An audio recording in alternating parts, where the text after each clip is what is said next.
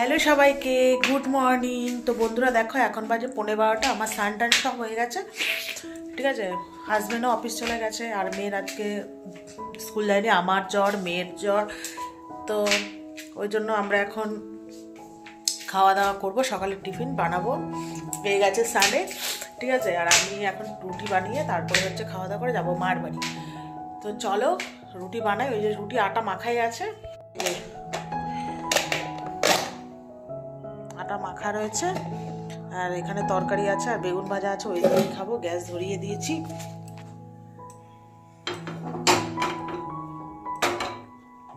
তো চলো বানাই, পরে আসছি। তো বন্ধুরা তোমরা তো দেখছোই রুটি বানাচ্ছি, তো একটু হালকা করে তেল দিয়েছি, যেহেতু আমি আর আমার মেয়ে দুজনেই খাবো।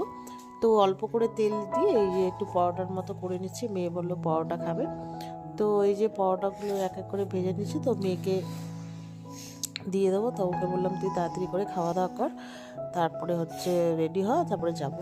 তারপরে যে আলুর দম দিয়ে পরোটা দিয়ে রুটি দিয়েছি, আর সাথে একটু বেগুন ভাজা নিয়েছিলাম। তো আমি খেয়েছি, আমার খাওয়া দাওয়া হয়ে গেছে। আর আমি অত ঢিপঢিস করে খেতে পারি না, তো খাওয়া দাওয়া হয়ে গেছে। তারপরে মেয়ে আস্তে আস্তে খাচ্ছে।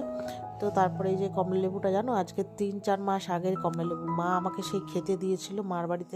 যখন আমি একদিন গেছি, মানে একদিন আমি প্রায়ই যাই, এটা ভুল কথা, মানে মা আমাকে দিয়েছিল, যেহেতু আমি ফল টল খেতে এখন আর ভালোবাসি না, তো মা আমাকে দিয়েছিল। সেই ফলটা ফ্রিজে মানে 3 মাস ধরে রয়েছে।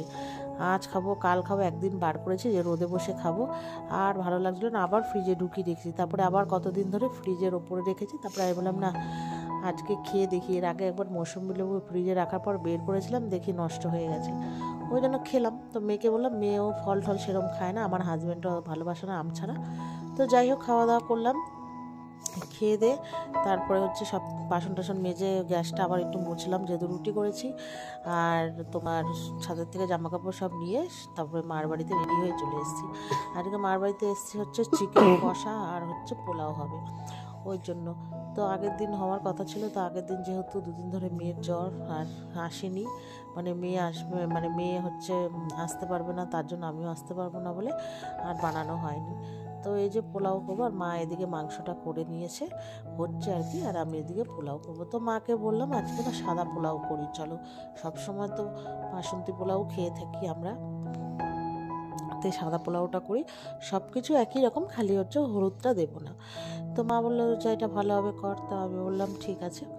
তো যাই হোক, এখানে যে মাকে বললাম তুমি মেখে দাও, নুন হলুদ, নুন চিনি আর হচ্ছে আদা বাটা আর ঘি দিয়ে ভালো করে মেখে নিয়েছে। এবার এই যে দেখো, কড়াইয়ের মধ্যে না আমি আগে তেল দিয়ে একটু আর গরম মশলা ফোড়ন দিয়ে ভেজে নিচ্ছি। কেন বলো তো, মাদের এই যে গ্যাসের স্ল্যাবটা না অনেকটাই হচ্ছে উঁচু, জানো তো। তারপরে এবার প্রেশার কুকারটা বসালে আরও উঁচু হয়ে যায়। এর আগে যতবারই পোলাও করেছি আমার হাতে আমি কোনো না কোনোভাবে ছ্যাঁকা খেয়েছি, হাতের মধ্যে লেগেছে, ঠিক আছে। ওই জন্য এবার ঠিক করেছি যে ওই সে তো নাড়তে হয়, ওই জন্য আগে করে তারপরে করবো। তো খাওয়া দাওয়া করে রাত্রিবেলা ওই যে সন্ধ্যেবেলায় ফিশ ফ্রাই খেলাম, তারপরে খেয়ে বাড়ি চলে এসেছি।